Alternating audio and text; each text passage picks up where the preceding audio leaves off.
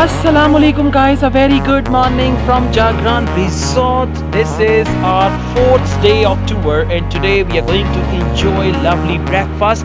It's really very cold and I was basking this sun and our breakfast is almost ready, but we had some problem with the breakfast, so we sent the guy back to get the things done. Without glasses you cannot sit.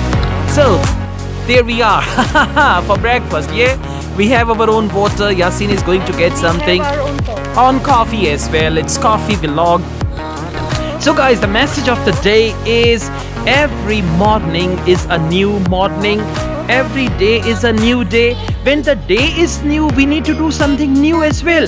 What we do, we have old routines, we have same old actions, same old results we get. So when the day is new, when the morning is new, when the date is changed every day, when the day is changed every day, we should do something different. Just imagine, you wake up every day, there is no concept of time, there is no day of the week, there is no month of the year, there is no year at all. Life will be boring. So these things frequently change, and through this change we get to know that our life is going ahead, we are going forward in life. In the same way, when there is a brand new day, you need to just see how the things are when the day is actually a brand new day. Do something new, do something different.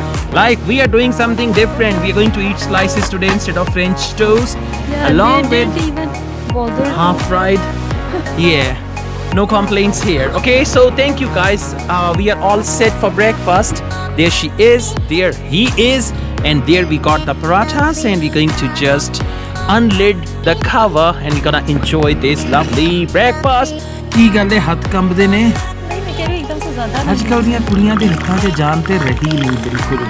ये ना इसको वो cap नहीं लगाया ना, तो उसकी वजह से ये वो ज़्यादा भी ये कैसे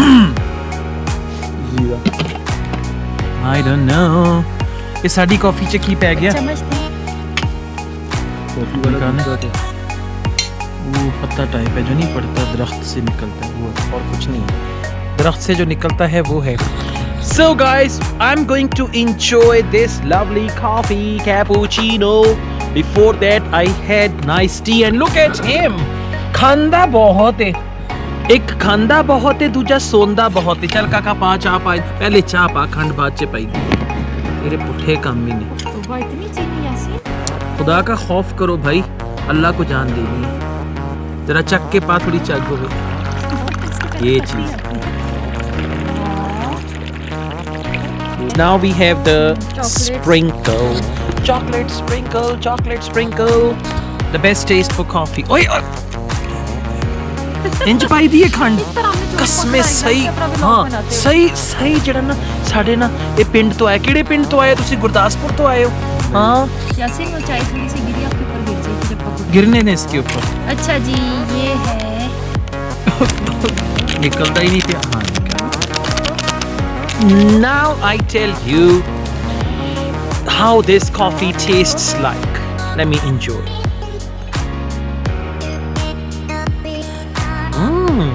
With the sprinkle, it's much better. I think this sprinkle is quite tasty. That's lovely. कोई मेनू कॉफी के नाल रस ले आ देवे। वैसे कितना मजा आएगा बॉइल्ड राइस के ऊपर कॉफी डाल के खाने का। वाओ यम्मी यक। बॉइल्ड राइस ते पंजाबियां दे शौक चेक करो ना। वाओ यम्मी यक। हाँ कॉफी दे नाल रस खाने ने। वाओ यम्मी यक। राइट, कॉफी दे नाल रस खाने ने। उसके बाद क्या करना है? कॉफी जो है चावलों के ऊपर डाल के, पराठे के साथ चाय, पराठे के साथ चाय, वो तो अच्छा है वो तो कॉम्बिनेशन बन ही जाता है। फिर ये भी लोग खाते हैं लाइक दूध के ऊपर, सॉरी चीनी, चावलों वाइट राइस के ऊपर दूध डाल के। हाँ चीनी डाल के, हम तो शक्कर डाल के खाते हैं। कोल इन अच्छा मजे की चीज। एक से मेनू पहले इंदा खेड़ा हड़ लेन दियो, फिर मैं थानू शरबत की तरह पी गया। हाँ और मतलब देखिए ना, कोई तरीका हुंदा बंदा चाह पीने चुस्कियां ले वे पी जी थले खंड बैठी उन्होंने भी जबान मार के ना जो नीचे अंदर रह जाती है। हाँ ए वेखो ए इंदी हरकत, ये तुहाडे वास्ते कैमरे दा करके चम्मच करंगे अगर वरना उंगल मारदा हुंदा इत्थे।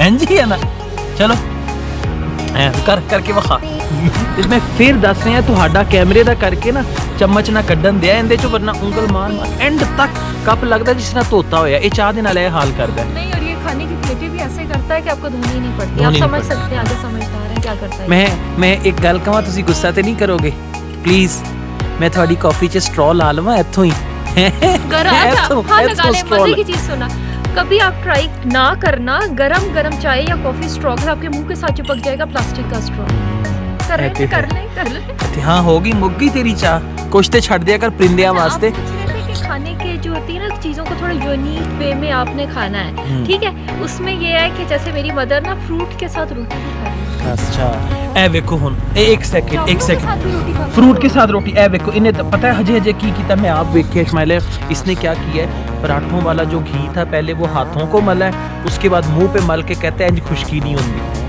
हुन बंदा इंदा की करे मेनू दसो इन्हू असी ले ते आए आ से पूछा आप रोशन नहीं लेके आए कहता नहीं वो खाना खाऊंगा तो पूरा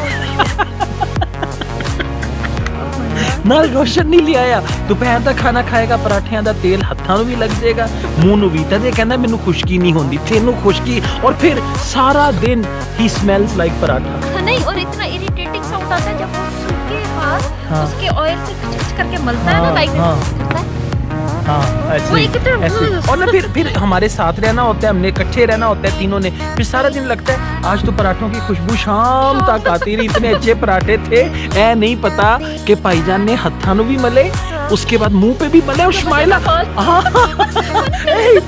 जो बच गया वाला ते लाके हेयर सीरम हो गया ते बाकियां दे नाल पेंट दे नाल पूंछ के कहंदा लो जी मेनू ते हाथ धोने दी जरूरत ही नहीं हमने कहा यासीन हाथ धो लो नहीं सर साफ है देखिए कल क्या कह रहा था सो के उठ के आया कहता है मैंने कहा जाए ब्रश वगैरह करने कहता है शेरों ने भी कभी दांत साफ हाय हाय मैंने कहा तभी यही फर्क है जानवर और इंसान में ते हुन उस ज़बान नाल ही दंद साफ कर Okay, thank you guys for joining us over this breakfast and I hope you would have enjoyed. Thanks a lot. Take care.